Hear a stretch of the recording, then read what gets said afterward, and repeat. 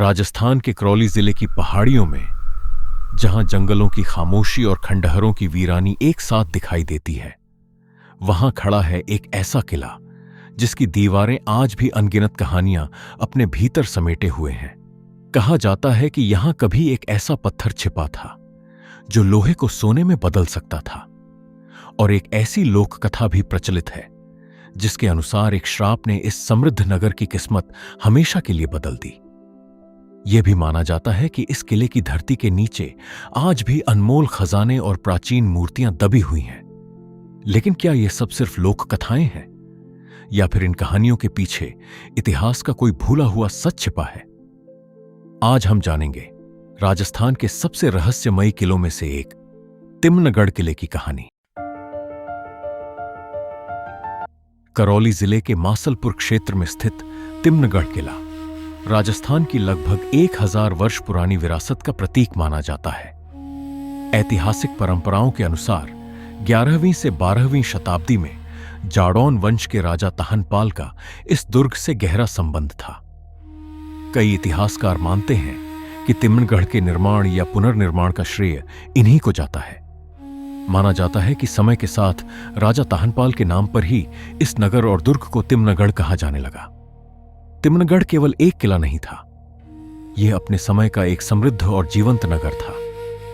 यहां भव्य मंदिर थे, व्यस्त बाजार थे, सुंदर उद्यान और जलाशय थे। दूर दूर से व्यापारी, शिल्पकार और श्रद्धालु यहां आया करते थे।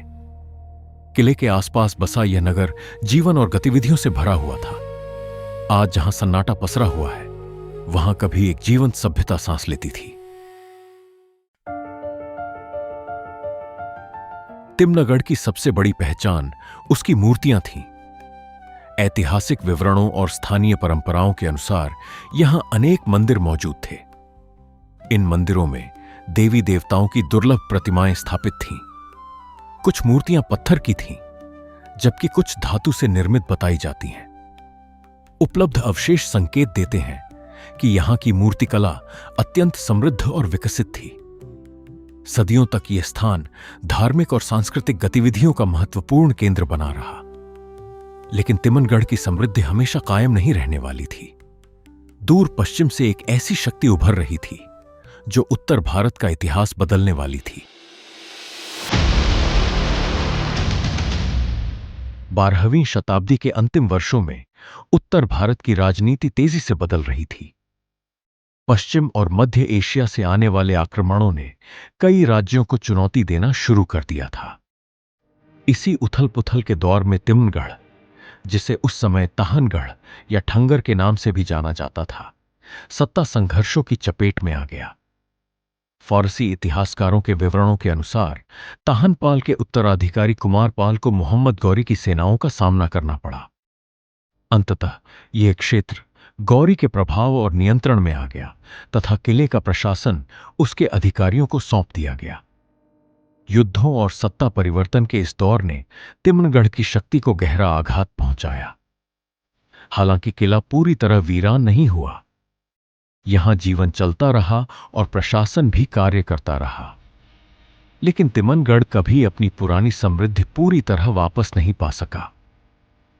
इतिहास के वे घाव इसकी दीवारों पर हमेशा के लिए दर्ज हो गए।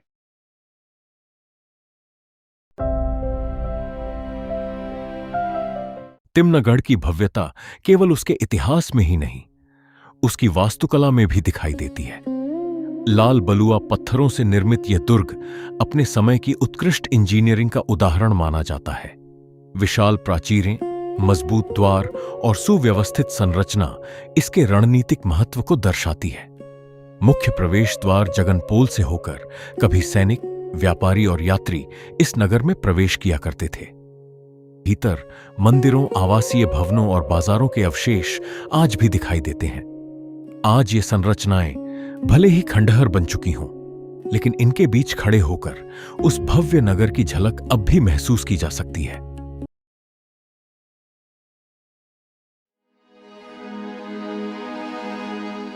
तिम्नगढ़ का नाम केवल इतिहास के कारण ही नहीं, उससे जुड़ी एक रहस्यमयी लोक कथा के कारण भी प्रसिद्ध है। स्थानीय मान्यताओं के अनुसार एक बार एक नट राजा के दरबार में अपने अद्भुत करतब दिखाने आया। उसकी कला से प्रभावित होकर राजा ने उसके सामने एक असाधारण चुनौती रखी।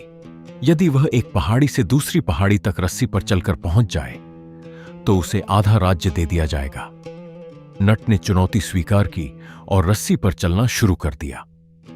दरबार और नगर के लोग सांसें थामे यह दृश्य देख रहे थे।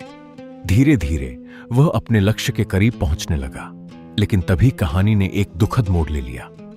किंवदंती के अनुसार रानी को भय हुआ कि यदि नट सफल हो गया तो राज्य का आधा हिस्सा उसे देना पड़ेगा।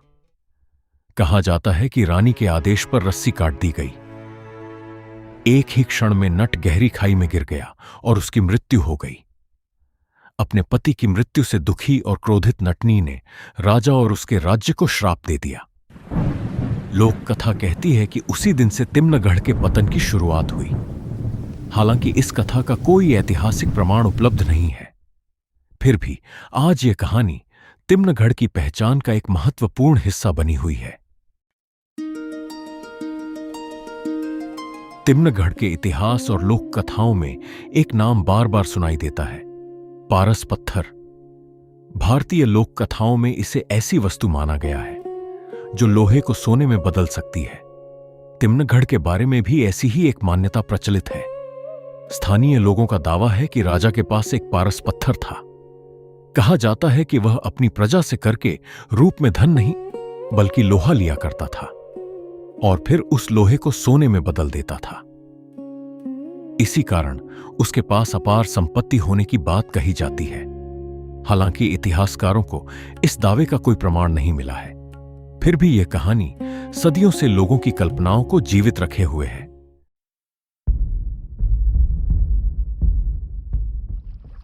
किले की तलहटी में एक प्राचीन जलाशय स्थित है जिसे सागर झील कहा जाता है। लोक कथाओं के अनुसार जब दुश्मनों का खतरा बढ़ने लगा तो राजा ने एक ऐसा निर्णय लिया जिसकी चर्चा आज भी की जाती है। कहा जाता है कि अंतिम युद्ध से पहले उसने पारस पत्थर को सागर झील में फेंक दिया ताकि वह शत्रुओं के हाथ न लगे, और तभी से वह पत्थर हमेशा के लिए गायब हो गया। क्या वह सचमुच झील की गहराइयों में छिपा है या यह केवल एक लोक कथा है? इस प्रश्न का उत्तर आज भी रहस्य बना हुआ है। कुछ स्थानीय लोग यह भी मानते हैं कि पारस पत्थर की रक्षा एक जिन्न करता है। कहा जाता है कि वर्षों से अनेक लोग उस पत्थर की तलाश में यहां पहुंचे। कुछ ने खुदाई की, कुछ ने तंत्र मंत्र का सहारा लिया, लेकिन किसी को सफलता नहीं मिली। यह एक लोक विश्वास है और इसका कोई ऐतिहासिक प्रमाण मौजूद नहीं है। फिर भी यह कहानी तिम्नगढ़ के रहस्य को और गहरा बना देती है। सबसे दुखद कहानी किसी श्राप या जिन्न की नहीं बल्कि इंसानी लालच की है। एक समय यह किला दुर्लभ मूर्तियों और कलात्मक धरोहरों का खजाना माना जाता था।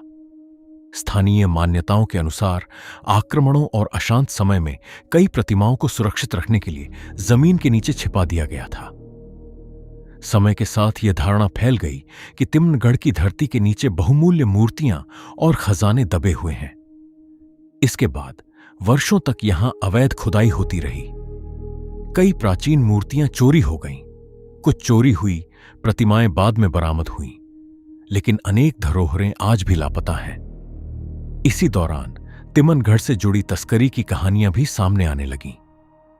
स्थानीय लोगों के बीच यह कथा प्रचलित है कि तस्कर यहां से दुर्लभ प्रतिमाएं निकालकर ले जाते थे। कुछ रिपोर्टों में तो हेलीकॉप्टर के इस्तेमाल तक का उल्लेख मिलता है। इन दावों की स्वतंत्र पुष्टि सीमित है, लेकिन इतना निश्चित है कि तिम्नगढ़ ने अपनी कई अमूल्य धरोहरें हमेशा के लिए खो दी। विडंबना यह है कि जिन खजानों की तलाश में लोग यहां पहुंचे, उसी तलाश ने इस ऐतिहासिक विरासत को सबसे अधिक नुकसान पहुंचाया। आज तिम्नगढ़ समय की मार झेल रहा है। टूटे हुए मंदिर, खाली चौक, बिखरे हुए पत्थर और खामोश गलियारे मानो उस समृद्ध नगर की अंतिम यादें हों जो कभी यहां फलता फूलता था। फिर भी यह किला पूरी तरह भुलाया नहीं गया है। इतिहासकार, शोधकर्ता और जिज्ञासु यात्री आज भी यहां आते हैं क्योंकि तिम्नगढ़ केवल खंडहरों का समूह नहीं, यह अतीत की उन परतों का साक्षी है जिन्हें समय पूरी तरह मिटा नहीं सका। सदियों के उतार चढ़ाव के बाद आज तिम्नगढ़ एक खामोश स्मारक बनकर खड़ा है, लेकिन इसकी कहानियां अब भी लोगों की कल्पनाओं को जीवित रखती हैं।